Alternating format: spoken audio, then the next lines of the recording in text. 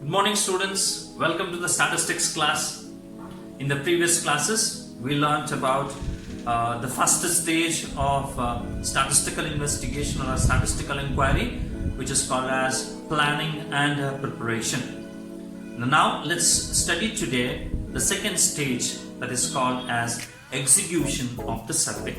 Okay, so whatever we plan, whatever we prepare, right, it is a time that we have to put into practice, put all that thing into the field and start working on it, and that is what it means. Okay, right, let's start with this. As I say this, both the stages are important stages. If you plan well and prepare well, execution will go on smoothly and the end result of the survey would be perfect. Okay, if your planning and preparation is not right, execution will go wrong and the results will also automatically go wrong. Okay, so if ever you don't plan, if ever you plan and you don't execute it correctly, also will be a problem to us. So we need to go exactly what is being mentioned. Accordingly only we need to learn and do it, students. So in the execution, the first point that comes, execution of the survey, the first point comes is we have to set up a team of administrators, students. We have to set up a team of administrators. Okay, what is this? We have to set up a team of administrators. So you are an investigator, you are doing an investigation, you are doing some kind of an inquiry. So when to assist you, to help you, okay, so we need to divide the work, or we need to, what you can say is that to make it the work easy, smooth, and to do it quickly also we need to divide that work. Okay, we need to decentralize that work, and when we decentralize that work and appoint some persons there differently, and those persons are called as administrators. See, for example, students, we have to collect the data from publicity, and publicity is a vast city. They have different areas. Okay, we have to collect the data from imagine from Gopalkoppa, we have to collect the data from Gokul Road area, we have to collect the data from Old Jubilee, we have to collect the data from the Gadag Road side, or we have to collect the data from Sholapur Road side, and all. We have to collect the data. Now it is gonna be tough, one man to handle all such. So what we do is we set up an admin offices, okay, where a person who will be in charge of that office will be called as an administrator. So what happens is when we give that task to that administrator in that particular area, for example in Gokul Road or in Gokul, okay, he'll set an office in Gokul and you have to collect the data from Gokul.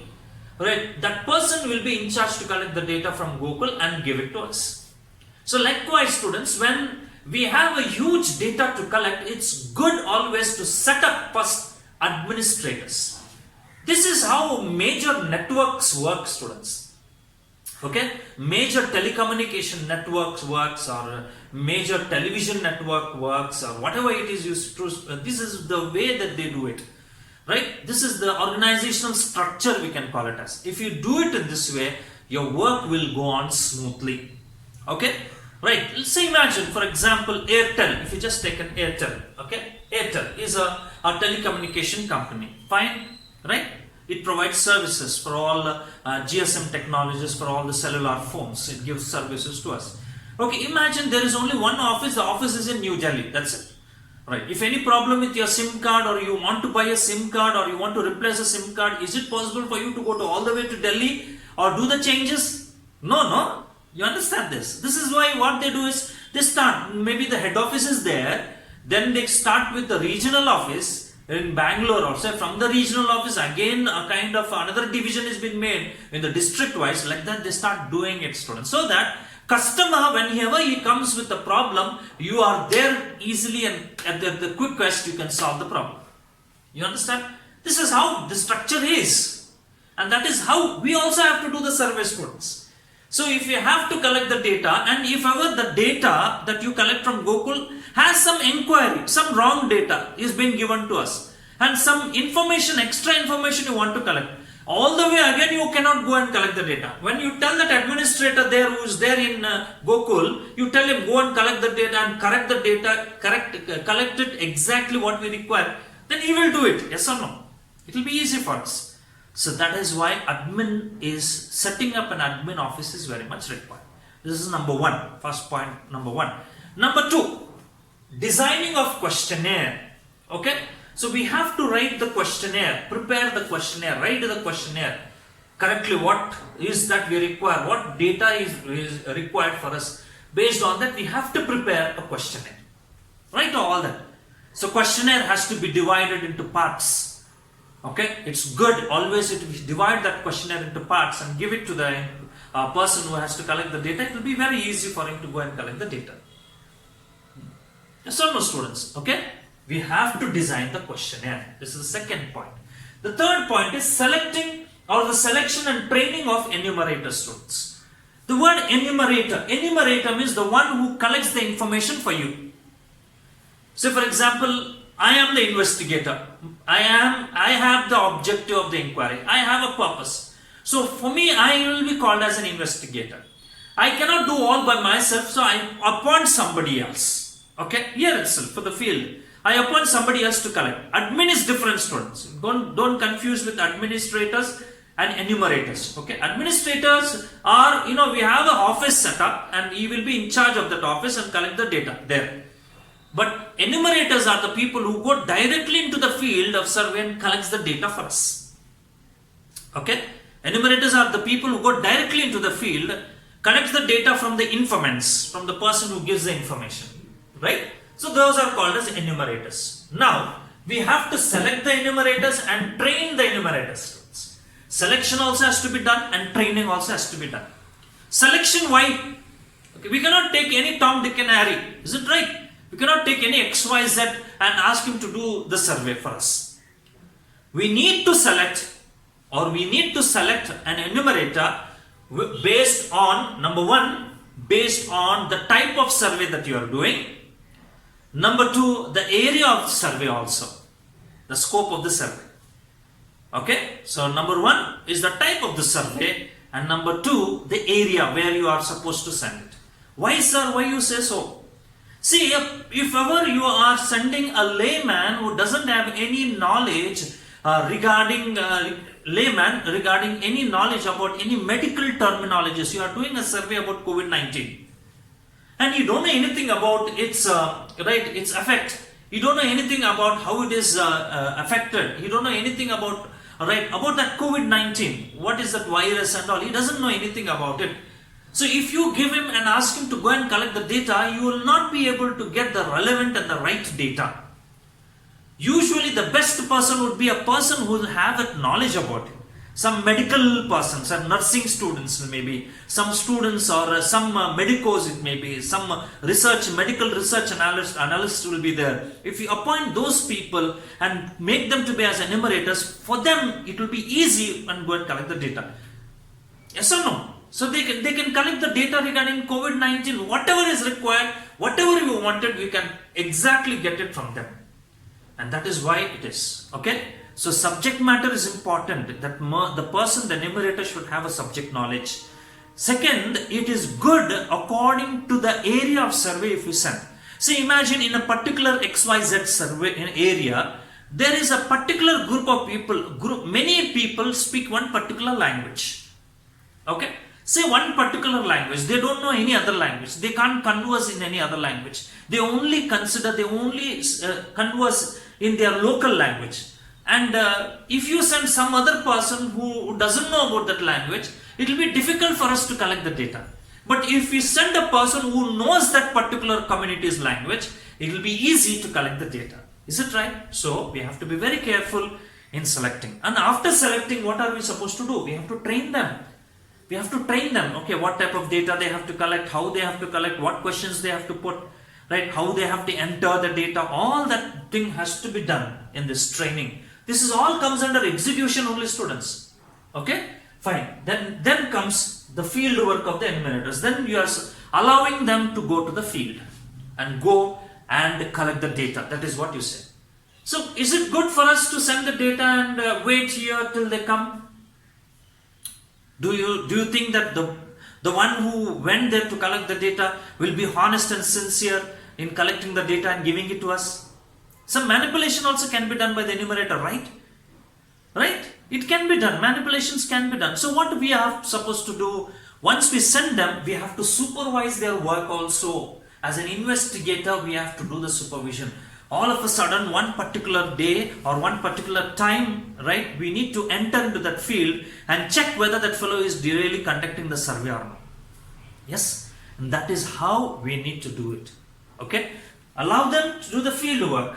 At the same time, what are you supposed to do? You are supposed to do the supervision. Okay, some may, as I said, some may manipulate. If there are 10 to 15 houses in a stretch at a right, what they do is, one house, two houses they visit. After that, remaining all 15 houses, they just simply blindly write out all the data. Or maybe they sit in the second house and only ask all about those 10 to 15 houses data and give me all that information. They may do that also. Is it right? Right? Anybody can do any kind of mischief, or they may not be sincere. So to make them to be sincere, to make them to be honest, to see that they are working correctly or no, what are we supposed to do is we have to supervise the work. Yes or no? What are you supposed to do? Supervise the work. You know what is supervision? You are writing an examination. You write your examination sincerely and honestly. If you write your examination sincerely and honestly, we don't need a supervisor in the examination hall. Understand? If you are very true and honest to yourself, as and when the question paper you receive, and the minute you receive the question paper, you don't see anybody, you only start writing that. So nice it would be. We don't require any room supervisors itself. All are honest, all are sincere. Can it be happen? Can it happen like that, students? No. So what you do? You become insincere, right? You will not be honest to yourself. You will start peeping here and there, left side, right side, and try to get the answers. So that is the reason why what we are supposed to do, we have to supervise. You understand how much important it is, supervision. Okay. Then afterwards, follow-up work in the case of non-response students. So you understand, students. Do you think that whichever house you go, you will get a good response? Right? You get a good response. Some may give. Some, at the moment you go there and start speaking, yes, I'm here to collect the data about COVID-19. You may treat them. You may ask them. You may just. But most of the times you may not get. Sometimes the door may be locked and it's a relevant, important information that you can get from that person. The door may be locked. 2 days you might have gone and 2 days it's locked. Right? You give a call, the phone is switched off. You will not be able to get it. Okay? So somewhere, what we need to do is, this person's response is required for us, students. We need to follow up after certain time or after certain days. We need to think about going and collecting the data from that person by any other means. Okay, either to his office or either getting something, you need to go and collect the data. Follow-up of non-response is very much important, students. Okay, very much important.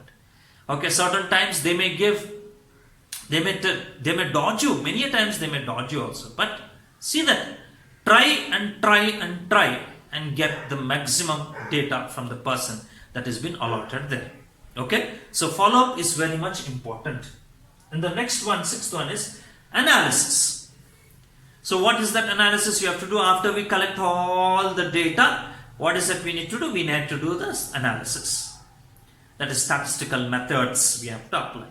So maybe mean we have to calculate, maybe mode we have to calculate, maybe some correlation we have to establish, maybe some regressions we have to do it.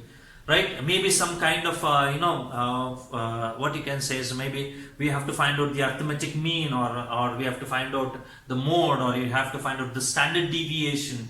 Right? We need to do some kind of analysis regarding that. All that we need to do it. Analysis of what data? The collected data, we need to do it.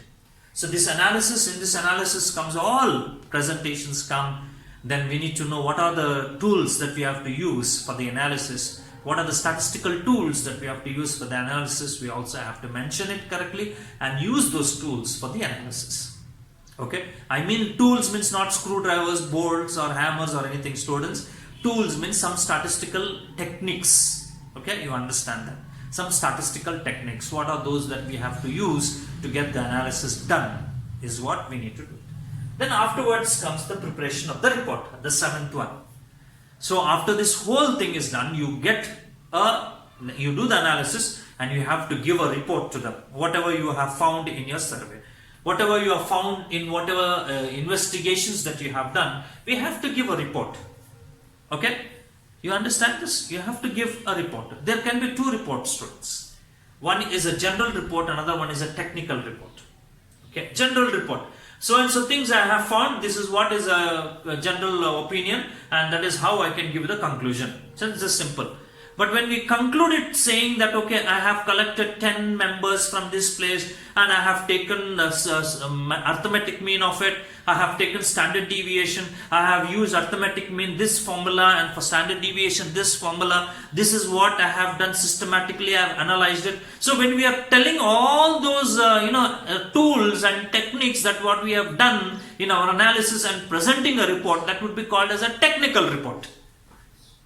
General report, I have collected the data, I have found this so many people are COVID-19 and this is what it is, the report, if you say. But when you say this, I have collected from 10 people, from 10 residents of Keshapur area, I have calculated their temperatures with these units of measurements, all that when you just do it, it's a technical report. But we need to present a report. So there are two types of reports, general report, technical report. So anything is possible and according to the survey that is required. So these are some of the points, 7 points which are there in the execution of the survey. Number 1, what is that first one? Is setting a team of administrators. Okay. Number 2, designing of questionnaire. Number 3, selection and training of enumerators. Number 4, field work of enumerators and supervision. And number 5 is follow-up work in the case of non-response. And number 6, analysis of collected data. And number 7 is preparation of report, students. Okay. So these are the 2 stages, and point by point I have explained to you. So in the next class, students, we will be learning in detail about the collection part. Okay. Thank you very much. Have a nice day.